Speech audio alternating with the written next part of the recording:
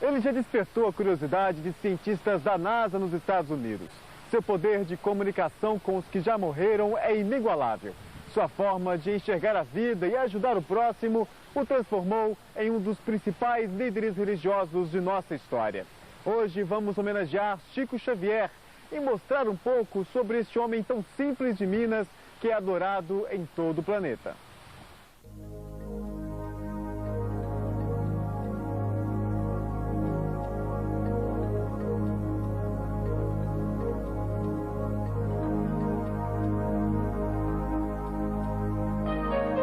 Ele é um grande homem, é um homem do mundo. Com essa psicografia dele, essas cartas, ele me deu força para continuar, para lutar. Mas enquanto a gente não recebe, a gente não acredita piamente. Somente depois da primeira mensagem que nós realmente começamos a acreditar. Eu sempre costumo dizer que o Chico Xavier caminha por uma estrada bonita, que eu desejo caminhar. A partida dele de Pedro Leopoldo deixa uma lacuna incrível aqui na cidade. O Chico foi embora para Uberaba. Talvez tenha sido para a gente também ter liberdade com a cidade.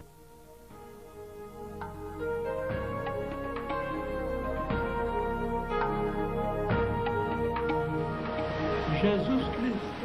Tem pouco? As pessoas hoje em dia têm pouco de Jesus Cristo? O povo está muito distante. A cidade tem 50 mil habitantes e fica a apenas 30 quilômetros de Belo Horizonte.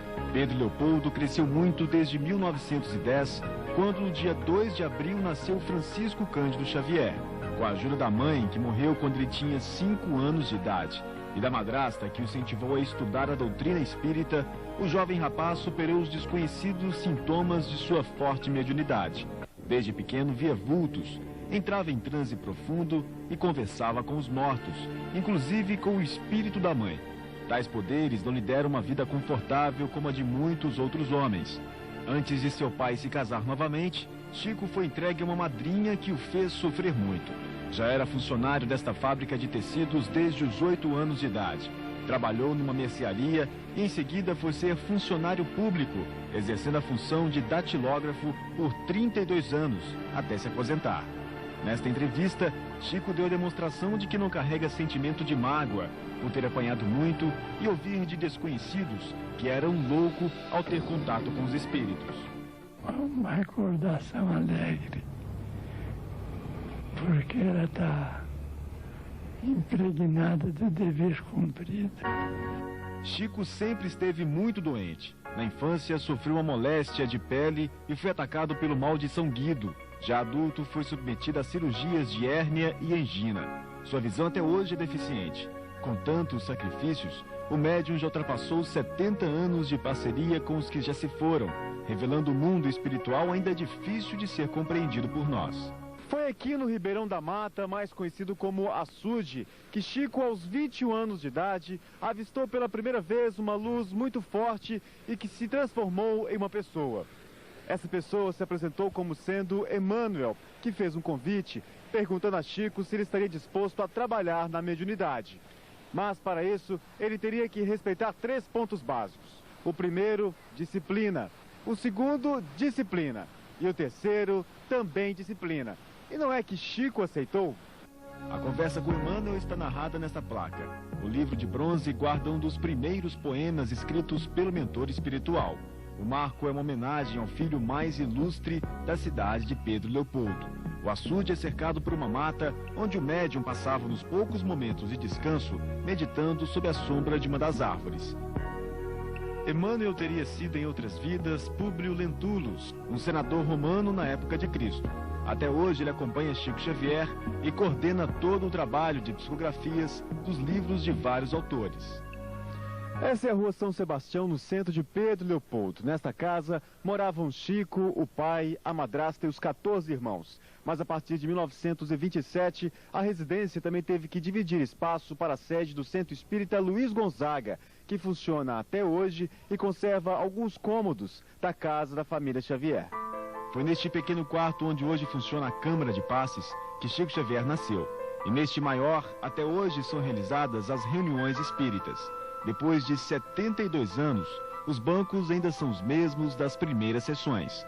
Junto à mesa, a cadeira onde Chico Xavier recebia as mensagens está no mesmo lugar. E foi aqui, numa reunião como esta, que os espíritos enviaram o primeiro livro psicografado pelo médium, Parnaso de Além Túmulo, uma série de poemas publicada em 1932. Não demorou muito e a imprensa estampava a seguinte manchete: casos singulares que desafiam a ciência moderna. E ainda questionava: poderá um rapaz inculto escrever poemas iguais aos dos grandes poetas? A verdade é que nestas páginas estão obras de grandes poetas brasileiros e portugueses, como Castro Alves, poeta baiano que morreu aos 24 anos de idade. E no primeiro livro psicografado por Chico, assim escreveu: uma excelsa voz ressoa, no universo inteiro ecoa. Para a frente caminhai, o amor é a luz que se alcança. Tem de fé, tem de esperança, para o infinito marchai. Foi uma forma de tentar atestar a imortalidade da alma, que mais tarde chegou a custar manifestações de repúdio ao médium, partidas por pessoas que desacreditavam nos fenômenos ocorridos com o morador de Pedro Leopoldo. O médium ainda teve que responder a um processo movido pela família do escritor Humberto de Campos, que mesmo depois de morto, continuava escrevendo seus versos, e passou a se manifestar com o pseudônimo de Irmão X, afastando de Chico Xavier qualquer novo problema.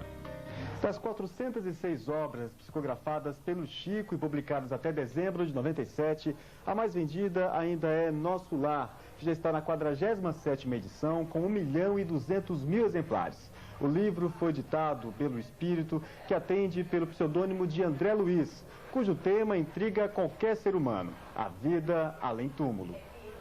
Nós temos muitos bons médiuns, principalmente no Brasil, médiuns espíritas, recebendo belas obras.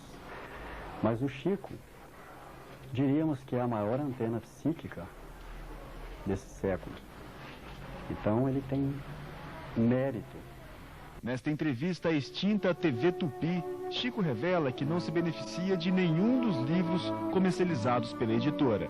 Os direitos doados às instituições espíritas do Brasil que os editam, em maior número, com a Federação Espírita Brasileira, sediada na Guanabara, e na Comunhão Espírita Cristã, aqui sediada em Uberaba. Os direitos autorais pertencem a essas instituições e a outras instituições espíritas que os publicaram. Já foram vendidos mais de 35 milhões de livros, traduzidos para 8 línguas, entre elas o japonês. Existem ainda versões em braille e hebraico, e é de Chico o recorde na vendagem de livros no Brasil. Na visão do senhor, que importância tem essas obras? Elas nos descortinam um horizonte novo, nos fazem entender a vida de outra forma, nos dão uma visão clara do plano espiritual, da reencarnação, nos dão a certeza da reencarnação, da justiça divina. Depois do intervalo, o momento de se despedir de Pedro Leopoldo, porque Chico Xavier teve que mudar de cidade e ir viver em Uberaba. E o encontro de nossa equipe com as irmãs do médium.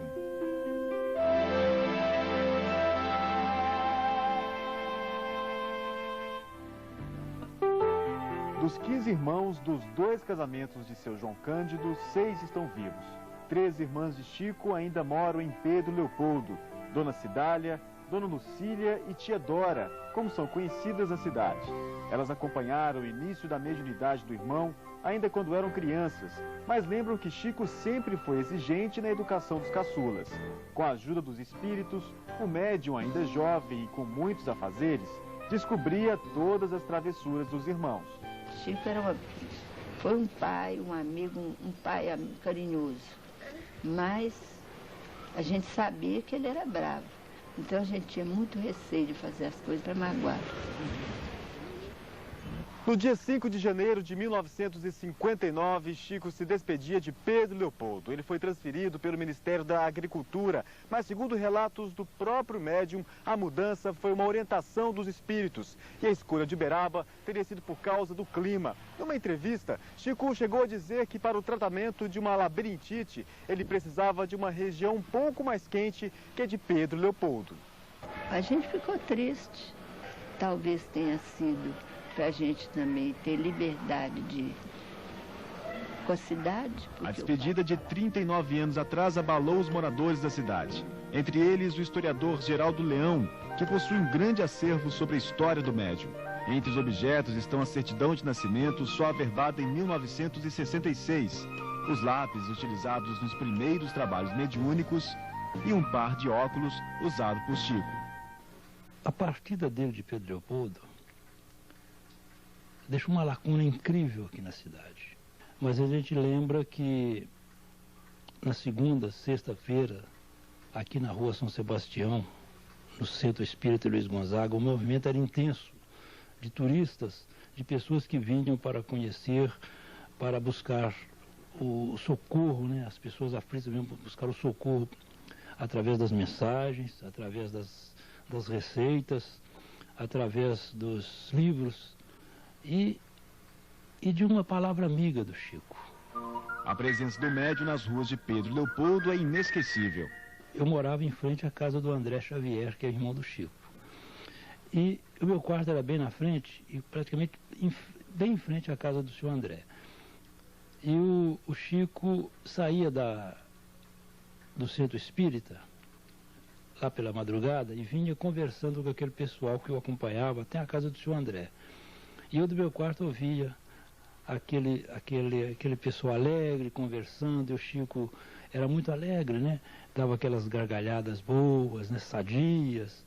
Chegava na casa do André e ouvia a música que ele gostava, a música clássica, né? Isso é uma coisa que a gente guarda com muito carinho.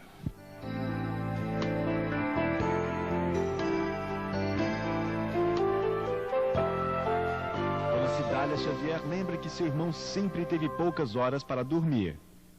O dia dele era assim, levantava cedo e ia direto para o trabalho dele, voltava às 11 horas para o almoço, voltava para o trabalho ao meio-dia. E era isso. Quando era 5h30, 6 horas, ele vinha em casa, tornava a voltar, só voltava meia-noite. Meia-noite, meia-noite e meia, 1h da manhã, porque ele gostava de psicografar lá também. A senhora ficava preocupada com ele? Porque... Eu não tinha preocupação com ele, sempre tenho preocupação com ele. Que tipo de preocupação a senhora tem? Eu amo demais o Chico e eu tenho medo, sim, que aconteça a ele qualquer coisa, mas Deus é maior, Jesus é grande e toma conta dele todos os dias. Apesar da distância entre Pedro Leopoldo e Uberaba, dos poucos encontros com Chico desde sua partida e das trocas de correspondências, Dona Cidália sente que o irmão está muito próximo. A senhora sente saudades? Demais, demais, mas sei que ele não está longe de mim. Eu sei que ele está sempre próximo de mim. O que faz a senhora acreditar nisso? Eu acredito que a gente longe está mais próximo. Ele diz isso para a senhora, nas cartas que ele escreve? Não, eu que acredito nisso. Ele escreve muito para a senhora? Muito não. Ultimamente eu tenho escrito pouco, né? A senhora imagina muito por quê? Não. As condições físicas dele não dá condição para tanta coisa, né? Logo agora que ele começou a trabalhar de novo, está psicografando. E é uma felicidade muito grande para nós. Talvez pela vida difícil de Chico, cheia de dificuldades desde criança, com humilhações e perseguições, Dona Cidália se apresenta como uma grande seguidora e se emociona ao lembrar das dores do irmão. Ele é um grande homem. Eu não posso falar o que ele é para a humanidade, mas para mim ele é um todo, ele é completo. Ele é completo em tudo, na fé, o ânimo que ele dá para as pessoas. Só mesmo um grande homem é capaz. Eu amo Chico com loucura. Adoro Chico. Eu amo demais até. Um beijo para você, um beijo para todo mundo que ama Chico, para você, Chico. Um beijo gostoso. Te amo.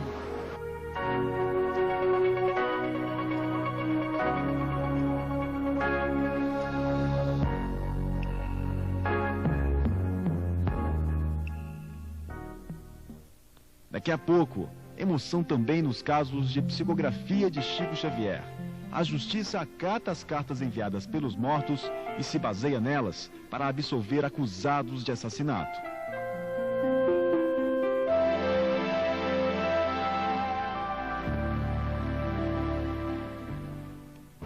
Há 22 anos, quando Goiânia não era tão grande assim, um caso polêmico na cidade mexeu com a justiça brasileira. Um rapaz foi absolvido num processo que o acusava de ter matado o próprio colega. O réu ficou livre da cadeia graças à intervenção do além. Foi mais um fato para tentar comprovar a veracidade das psicografias de Chico Xavier. O caso é narrado no livro Lealdade. De um lado, José Divino, o assassino. De outro, Maurício Garcês Henrique, o morto. E a fúria da família em busca de justiça. José Divino, hoje comerciante, teria realmente premeditado a morte do amigo? Nos depoimentos, a versão do acusado se baseia num acidente. Primeiramente, o que aconteceu naquele dia?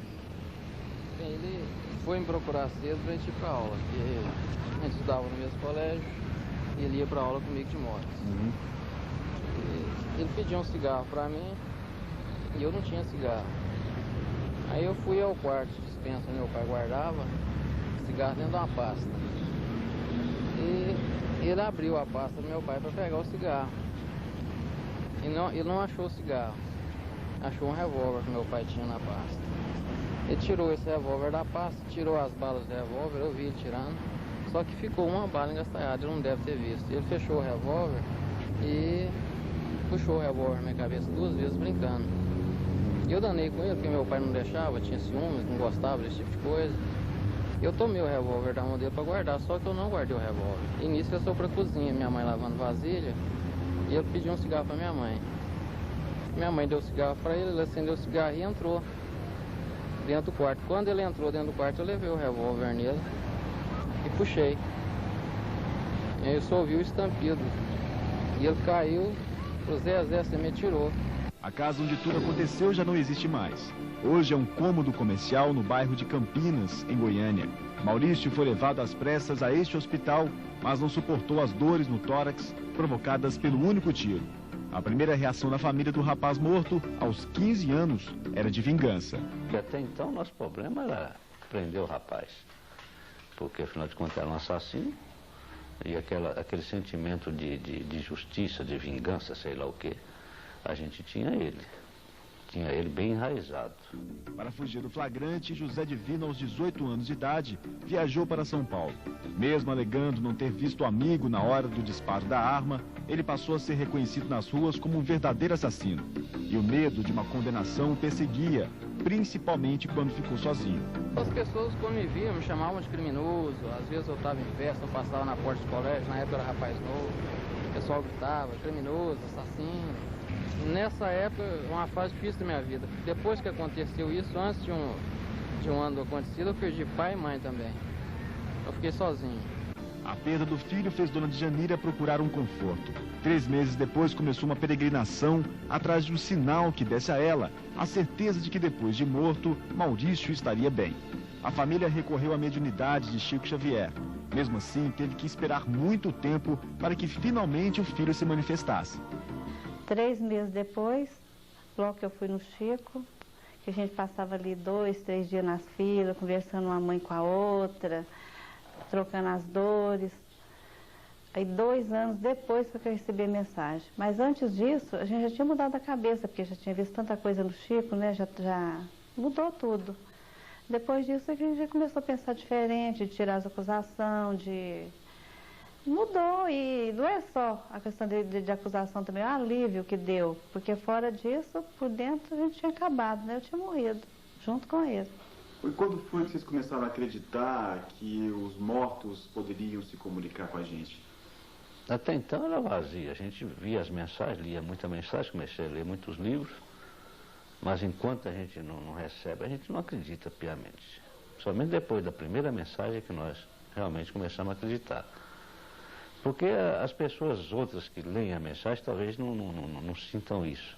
Mas a gente, como pai, tem coisas nas entrelinhas, palavras nas entrelinhas, que só a gente sabe, que só a gente conhece. E a gente vê que é realmente do próprio espírito, do próprio Maurício. Então foi aí sim que nós demos valor. Ao todo foram 22 cartas enviadas pelo filho de Dona Djanira e do comerciante José Henrique. Em todas, Maurício inocentava o amigo que disparou o tiro e pedia que a família não fosse adiante com o sentimento de vingança. Essa é a segunda mensagem, a terceira, a quarta mensagem, que ainda me chama a atenção, que meu coração ainda estava duro ainda. Apesar de receber, apesar de acreditar, eu ainda tinha aquele sentimento de justiça, de querer ver o rapaz preso. Aí ele me chama a atenção, que ele fala numa dessas mensagens lá que eu tinha que acreditar nele, que ele estava falando era verdade, que realmente o rapaz não tinha culpa. Ser pai é diferente de mãe, né? E realmente eu, depois dessa outra mensagem que ele me chama a atenção para que eu aceite as palavras dele como verdadeiras, foi a partir daí realmente que, apesar de acreditar desde a primeira mensagem, foi a partir daí realmente que o meu coração começou a amainar, eu comecei a ver, já não interessar mais na condenação do rapaz. Eu perdoei, mas a mágoa carrega. Não consegui falar que amenizou, que tirei a mágoa dele, não. Perdoei. Perdoei, não quero saber se está bem, se está mal, entendeu? Perdoei. Vocês não têm mais notícias do José Divino? Não, nunca mais tive notícias dele. Por quê? Não nos interessamos mais em saber da vida dele. José Divino tomou conhecimento das cartas de Maurício através da imprensa. Houve detalhes nas cartas, detalhes que nem no meu depoimento eu citei, eu não lembrava. Eu fui lembrar quando eu li as cartas psicografadas. Então não tem como negar. São coisas que só eu e ele sabia. As cartas com o depoimento de Maurício foram anexadas ao processo à espera da apreciação do juiz. Mas a grande dúvida era: uma carta da vítima morta poderia influenciar na absolvição do réu? A seguir você vai conhecer o juiz, que num caso inédito, deu a sentença baseando-se numa psicografia de Chico Xavier.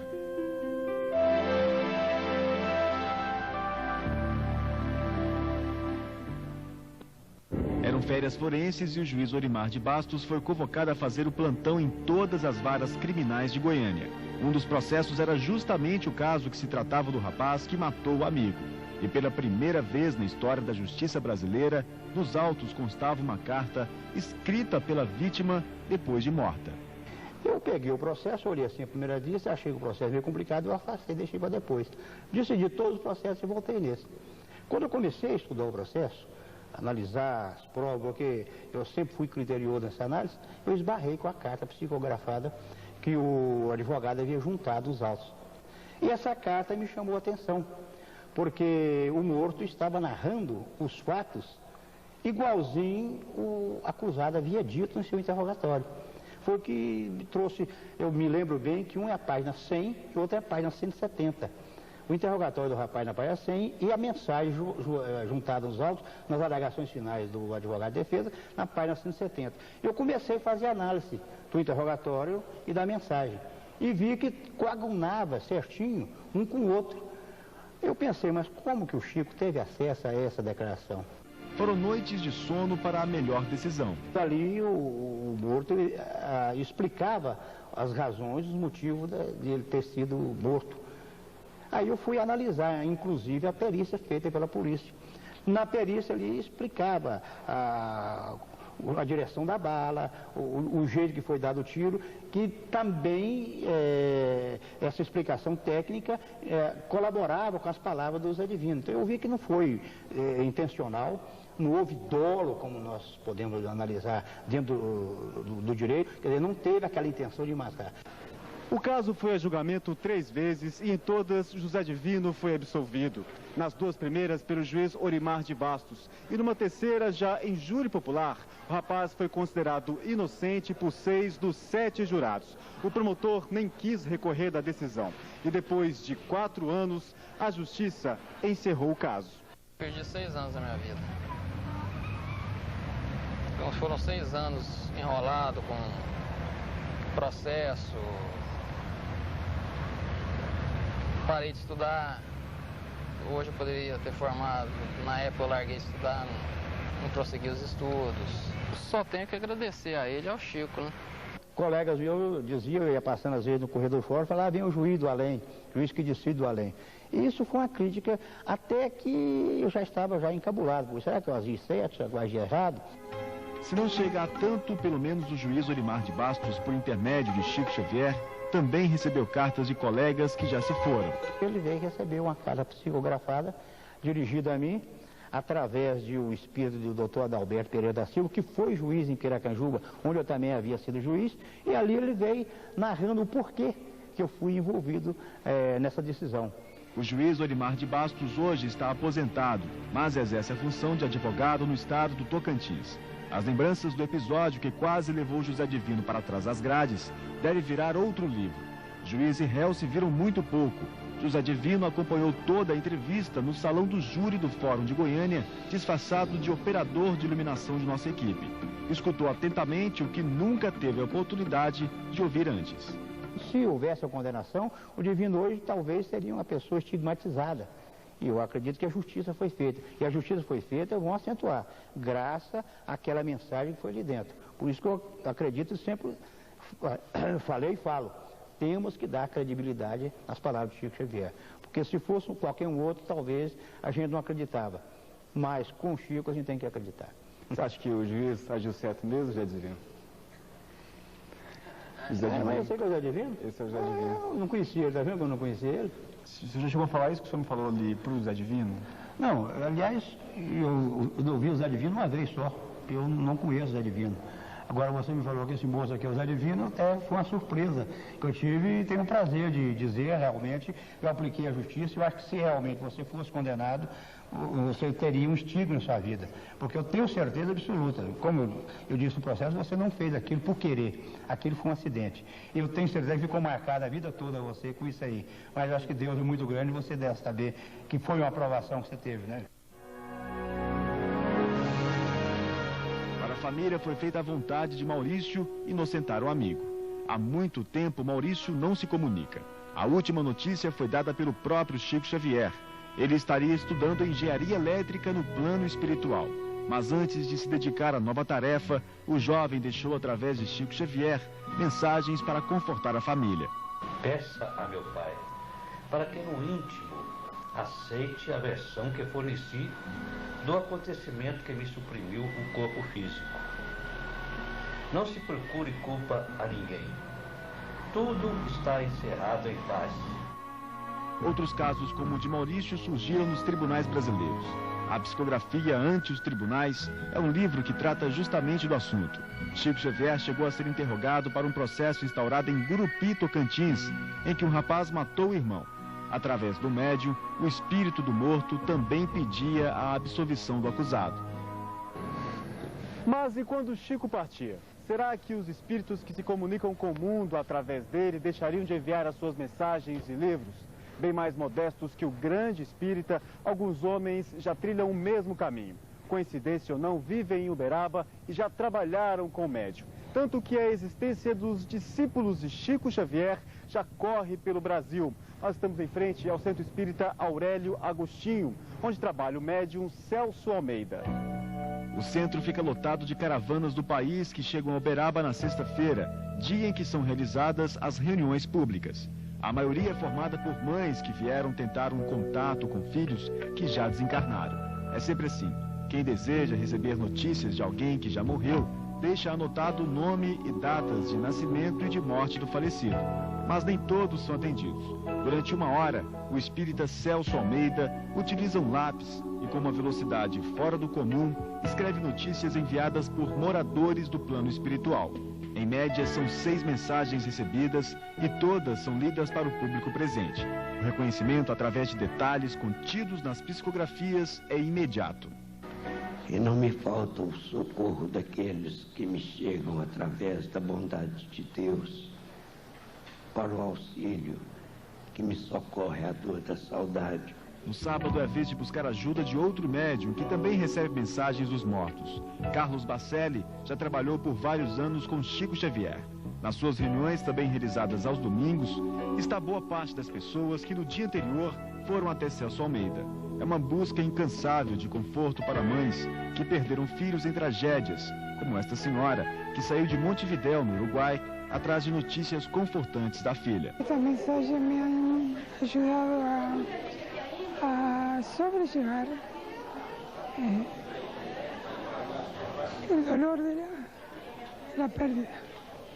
Sentimento de alívio por causa do contato via carta parece não envolver somente os que ainda estão por aqui.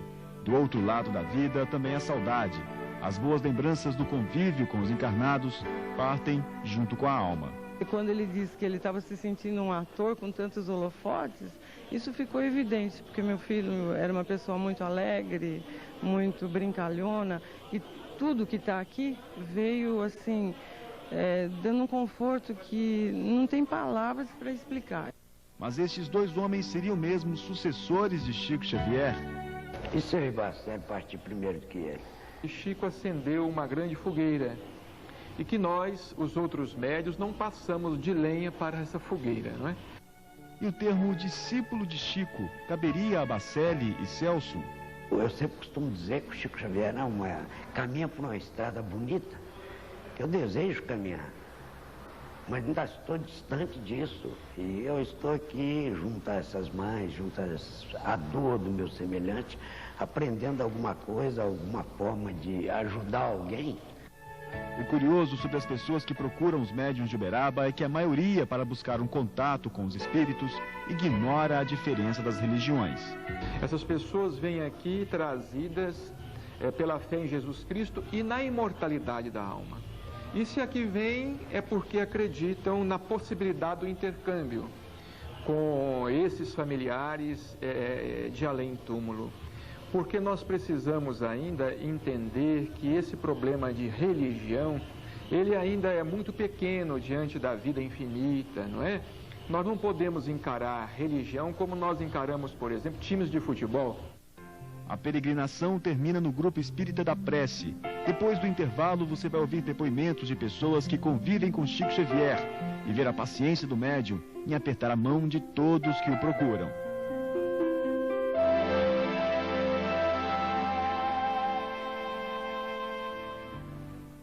Chico Xavier nunca trabalhou sozinho. Para suportar as críticas dos descrentes de suas obras, sempre contou com a ajuda de amigos. Os boatos já mataram o médium várias vezes. Muito bem essa história da morte. É mentira, não é? É brincadeira, não é mentira. O senhor sabe como é que começou essa onda, Chico? Não, não sei. Nós sorrimos ao lado dele há poucos meses, na residência dele mesmo, ele dizendo que na atualidade ele já está com a passagem comprada, mas que a empresa não quer levá-lo. Acho que está pronto, né? A hora que Deus determinar e achar que ele deve retornar ao mundo espiritual, ele retorna. César Carneiro trabalhou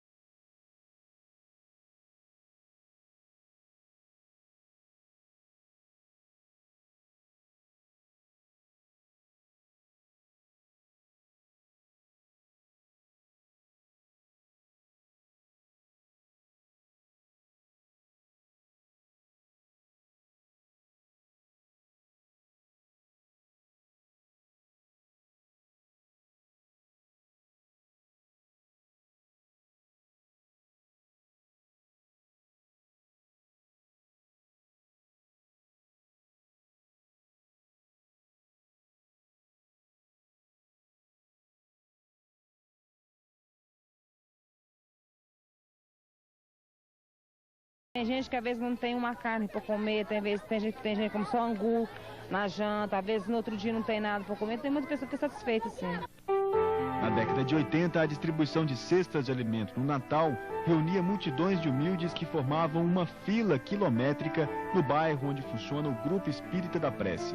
Essa senhora, conhecida como Dona Yolanda César, de São Paulo, era a grande patrocinadora da distribuição, que hoje, mais modesta, é realizada semanalmente pelos companheiros do médium em Uberaba. O movimento aos sábados, em frente ao Grupo Espírita da Prece, é engrossado pelas famílias que passam o fim de semana em Uberaba em busca de conforto. A notícia de que Chico estaria frequentando as reuniões da casa ajudaram a aumentar o número de fiéis, que fazem plantão desde cedo para poder se encontrar com o médium. Na sua simplicidade, na sua humildade, este homem conseguiu transmitir para todo mundo espiritualista exatamente a mensagem que deveria ser concedida a todos aqueles que se dedicam aos estudos espiritualistas, independente de crenças. E que eu gostaria de estar sempre ao lado dele para aprender com ele a humildade, o amor, a caridade que ele pratica. Para mim ele é um espírito de luz, tá? Que veio aqui para ajudar muita gente e cumprir a missão dele na Terra. É um anjo que Deus mandou para trazer luz para a gente. Muita paz. Mas quem procura Chico? O espírita João Cuim, também autor de livros sobre o médium, esteve junto a ele por longo tempo. Geralmente, as pessoas mais abastadas, mais assim, aquinhoadas, o procuram por causa de dores íntimas, né? Depois de 4 anos sem sua recuperação, pôde estar de volta a casa. Quem trabalhou mais, a medicina entre os homens ou a medicina espiritual? Olha, eu tenho muita fé na medicina dos homens, mas a medicina da espiritualidade deve ter ajudado bastante também para que corresse tudo bem, para que ele voltasse a estar junto conosco na Casa da Prece. Chico é sempre acompanhado por Eurípides Higino dos Reis, dentista, e que o médium tem como um grande filho adotivo. A debilidade física limita suas mãos, que lentamente preenchem as folhas de papel com palavras ditadas pelos espíritos.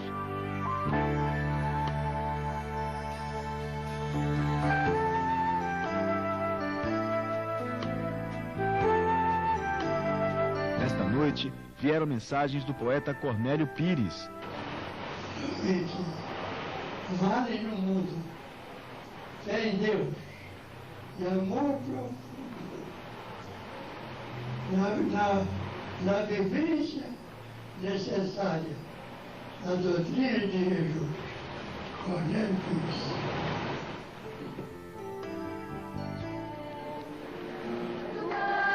Da reunião espírita, Chico não vai embora. É chegado o momento mais esperado por todos. Para receber a multidão que quer vê-lo, foi organizada uma fila para que cada um possa realizar o grande sonho, que é entrar no centro e receber, mesmo que por alguns segundos, o cumprimento do médium.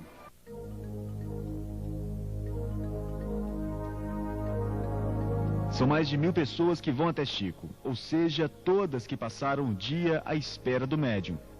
As pessoas beijar-lhe a mão. As pessoas mais precisam hoje em dia. Jesus. Muito. Jesus Cristo.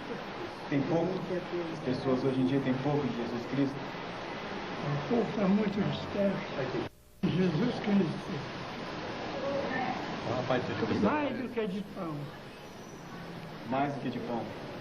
De pão, tem muita assistência. Abriu o coração para Jesus. Abriu o coração para Jesus.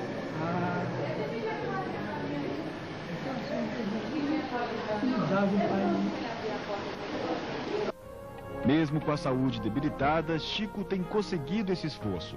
Só quando o último visitante, há 20 anos, a imprensa noticiou a visita de um cientista da NASA à Agência Espacial Americana, a Chico Xavier. Este jornal relata que um aparelho captou sons emitidos pelos espíritos e que a áurea espiritual de Chico foi sentida a um raio de 10 metros.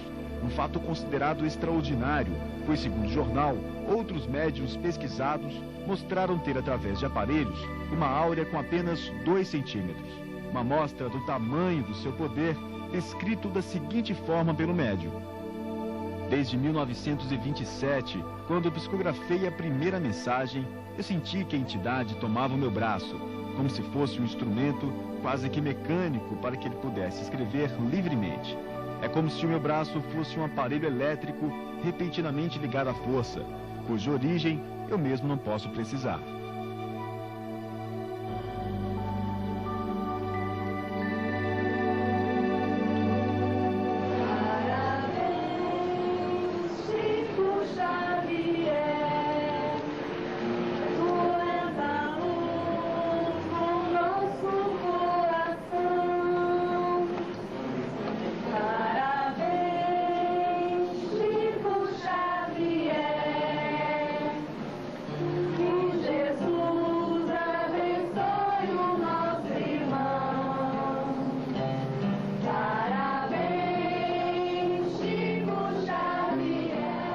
Este programa foi uma iniciativa das emissoras do Sistema Integrado de Minas, TV Ideal, TV Integração e TV União.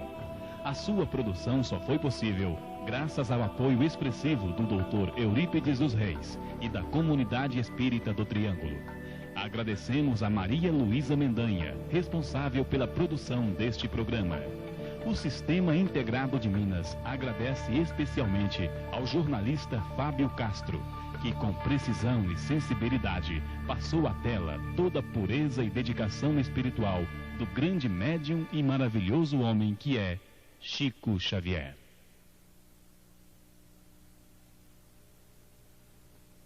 A igreja enfeitada, os convidados, os noivos e um padrinho muito especial. Chico Xavier chegou cedo para assistir o casamento de Daniel e Simone. Há mais de 5 anos, ele não saía de casa para eventos sociais. Ele acompanhou atento toda a cerimônia, assinou o livro de registro, aplaudiu, cumprimentou os noivos e tirou fotos. Depois, falou sobre a importância do casamento. Acho muito importante o casamento, que é a segurança da família. Chico Xavier foi convidado pela mãe da noiva. Dona Creuza, que trabalha com o médium há mais de 20 anos, falou emocionada. Não existe palavras, né, para expressar a felicidade, né? Casamento da filha, com a presença do Chico. Com a presença dele, né, que ele é como, toda a vida, um pai para nós, como uma pessoa da família mesmo, né? Os noivos, Simone Arantes e Daniel MacNead, afirmaram que o casamento foi um momento muito esperado. Ele é meu padrinho desde que eu nasci, praticamente, então é uma presença muito emocionante. Esse é um dia muito importante para mim, é o melhor dia da minha vida, e a gente esperou bastante tempo, e não vai ter um dia melhor que esse.